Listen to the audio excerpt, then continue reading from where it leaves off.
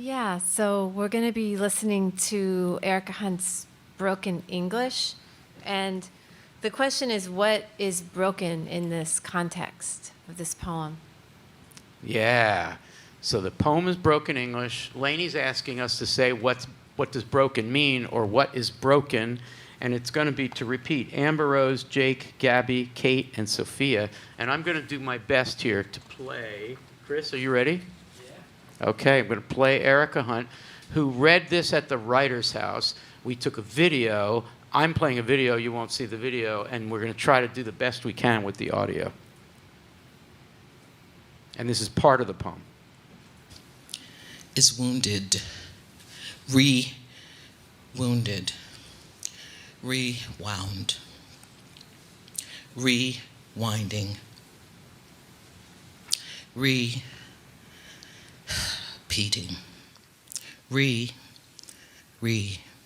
seeding, inscribing, inflicting, inserting, beating, and suffocating. The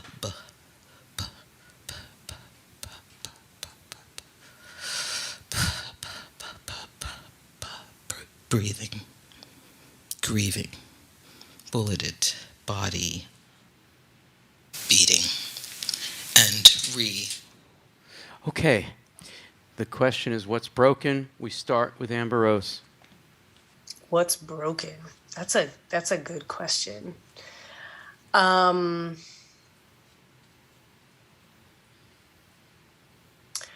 Well, what's broken? I mean, she is literally breaking the words in her performance, sort of breaking them apart, breaking them down. But that's not what's driving the tone that we hear, and the heaviness that we hear. I think what's driving that is she is trying to break the language to show that what the language, like the reality that the language is populating and is constructing, is what is broken. And so she then is breaking the language sort of in response, in order to make that brokenness clear. That's not super clear, but luckily there are a couple other folks that are going to come behind who are going to add on that. But that's a starting point. That's super clear, I think. Yes. Fantastic. Yeah. Thank you so much, Amber Rose. This is a really good start. This is a tough one. And you've been thinking a lot about this, Amber Rose, because you're writing about Erica Hunt and brokenness. Yeah, and writing about this particular poem, and that's why I shouldn't talk about poems that I'm actually writing about. You were there in the room when she read this poem. Yeah. Can you recall your response? Sort of similar to the one I have now. There are some poems that make me feel like I don't want to theorize about them. I don't want to, I just want to receive them and their weight. Like they speak so much. Her breath, at one point she takes a breath and pauses, as if the experience of reading the poem is taking her off guard and she's the poet. And to witness that kind of encounter where she is not just performing this breathlessness and this exhaustion, but it's really coming up out of her, is so profound and impactful. It makes me want to just sit in the words and in the space that their breaking creates. In other words, it's poetry, and we as critics and respondents should back off and let the poem do the breathing, because our breath is going to be regular in our critical sentences anyway, right? No matter what you do, no matter how fabulous this part of your dissertation is, your first book, it's not going to be the breathing. because they won't let you pass the dissertation requirements if there's a bunch of breathing in the middle of the dissertation. Even though that's probably what needs to be there. Exactly, and that's what's so fucked up about our job, if I may, right? It's like, wait a minute, breath and precarity, it's not a Nate Mackey essay about breath and precarity, as great as that is. It's actually an example of precarity that is derived through understanding that words will suffocate us if we don't break them. Right. It's real. Oh, Jake, I know Jake had to leave. Are you still here, buddy? Just for another few minutes. All right, do you want to respond to this? I can try. It's really hard. I'm definitely with Amber Rose here that I too find it difficult to theorize, almost the way that it's difficult to theorize a eulogy or something very, very personal that somebody is saying. It's hard to read on the page, but to hear the reading is very impactful and difficult to speak about. I had a question about the text that we have and this being different, and on our chat others noticed too, and I'm curious if it's a different version or if it's a variation or just like what was happening, or if it was rearranged somehow on the spot. I would be curious about that. And I think there's a simple answer, Jake, which is that the book was already out, and she was reading from the book. So she was improvising and varying it in the performance, and that's amazing. That's what she was doing. Something like you might do. I was wondering about. I mean, in that case,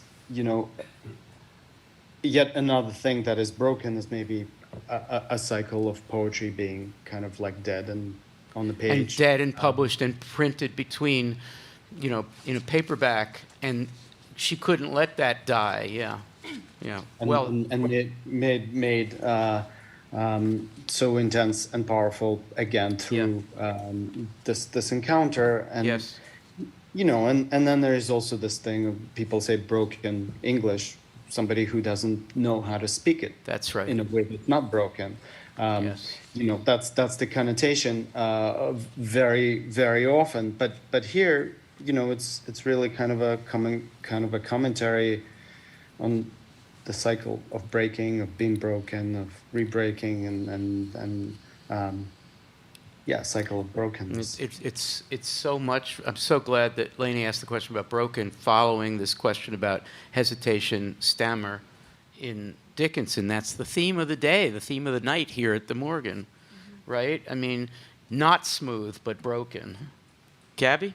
Yeah, I'll try to be quick. I was just going to say, I think what's nice about this variation of the performance, which I don't think, the effect I'm going to talk about, I don't think is particularly in the text itself, but she has that re thing in our audio. And I mean, what feels broken there is that there's a repetition of something that shouldn't be repeating. I mean, there's a very literal sense that the re shouldn't be said again in the word to say the word correctly. But then there's also a sort of larger metaphorical sense of a thing occurring twice when it should occur once or shouldn't occur at all. And that it's sort of I was just struck by memory of the we in It All Started in African. Tracy Morris. Which is coming up in a couple weeks. And in that one, the sort of it has a similar effect, though it's not as kind of literal about the re, but in the skip on the we, where she does a kind of we, she does this this sort of scariness about something having an afterlife, That's great. Thank you, Gabby. Kate, and then Sophia. Picking up on what Jake said about broken English, and it characterizing, someone who speaks English as a second language, hasn't yet picked up the fluidity of ready-made speech and coherent utterance. In this, she's kind of retroactively breaking English back down into its components. And she kind of renders it rubble. She pulls out the prefixes and the suffixes and the roots, and she breaks it all up. She at one point says, she speaks of restoring full-throated sound as in some-bodied. So she's sort of pulling the language apart and back into its sonic components that somebody who doesn't speak it fluidly might be working with first. Yes.